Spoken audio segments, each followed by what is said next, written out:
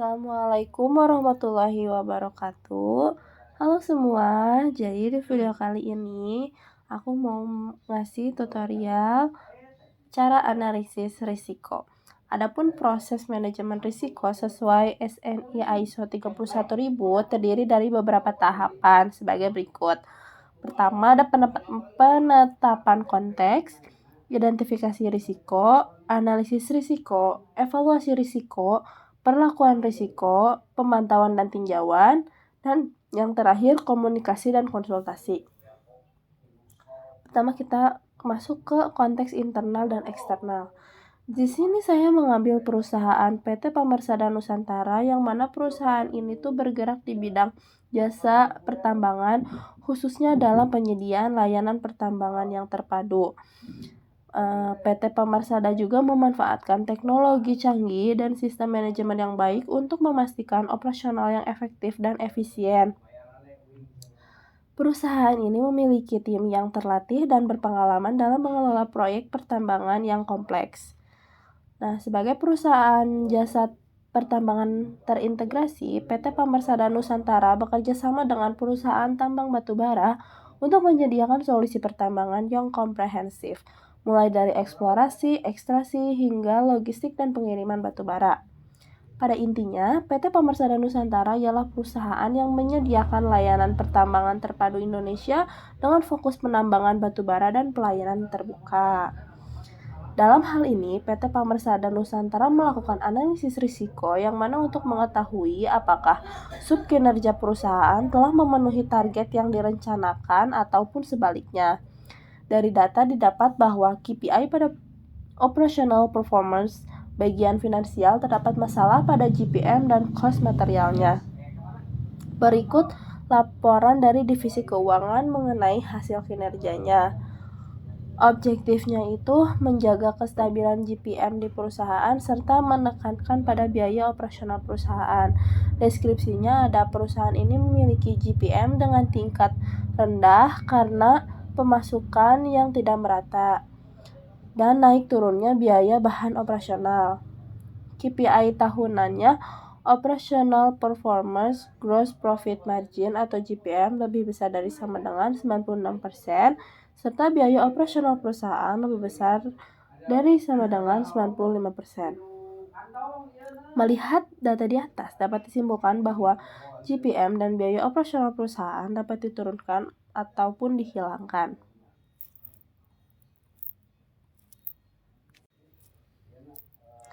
Nah, lalu kita ke identifikasi risiko. Di sini tuh diminta untuk target KPI yang harus diraih serta konteks internal dan eksternal. Tadi KPI-nya kita sudah mengetahui bahwa ada operational performance gross profit margin GPM lebih besar dari sama dengan 96% dan biaya operasional perusahaan lebih besar dari sama dengan 95%. Peristiwa risikonya itu, perusahaan ini memiliki GPM dengan tingkat rendah karena pemasukan yang tidak merata, serta naik turunnya biaya bahan operasional. Dan penyebab peristiwa risikonya itu penjualan yang tidak memenuhi target, serta perbedaan harga setiap bulan. Lalu ada analisis risiko, kriteria risiko. Di sini tuh membuat pemeringkatan dampak dan kemungkinan risiko dengan memperhatikan parameter pengukuran dalam masing-masing KPI serta toleransi risiko. Nah, risiko 1 dampaknya itu terdapat 5 skala, yaitu sangat rendah, rendah, sedang, tinggi, dan sangat tinggi. Sangat rendah itu deviasi dari GPM kurang dari 19,8%, rendahnya itu deviasi dari target pemasukan 19,8% sampai 30%, sedangnya itu deviasi dari target pemasukan 31% sampai 50%, tingginya itu deviasi dari target pemasukan 51% sampai 99%, dan sangat tingginya itu deviasi dari target pemasukan lebih dari 99%. Lalu ada risiko 1 dari kemungkinan, yaitu yang sangat rendah tingkat kemungkinan terjadi risiko kurang dari 5,2%. Rendahnya itu tingkat kemungkinan terjadinya risiko 6% sampai 7,5%. Sedangnya itu tingkat risiko kemungkinan terjadinya risiko 7,6% sampai 8,5%. Tingginya itu tingkat kemungkinan terjadinya risiko 8,5% sampai 10,25%. Dan sangat tingginya itu tingkat kemungkinan terjadinya risiko lebih besar dari 10,25. Untuk risiko 2 dampak dan risiko 2 kemungkinan dapat dilihat dari tabel berikut. Setelah ini kita ke analisis dan evaluasi risiko.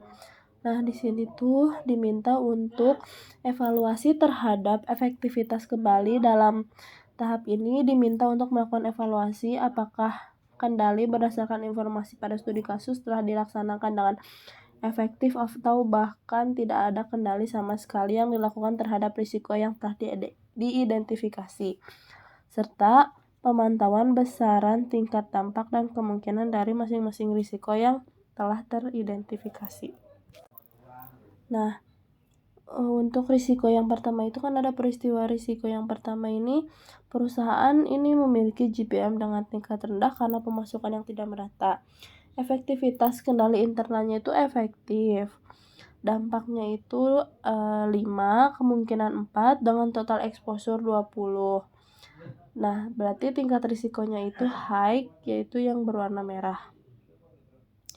Dan peristiwa risiko 2 ini naik turunnya biaya bahan operasional, efektivitas kendali internalnya tidak efektif, dampaknya 4, kemungkinannya 3 dengan total exposure 12, dan tingkat risikonya itu high.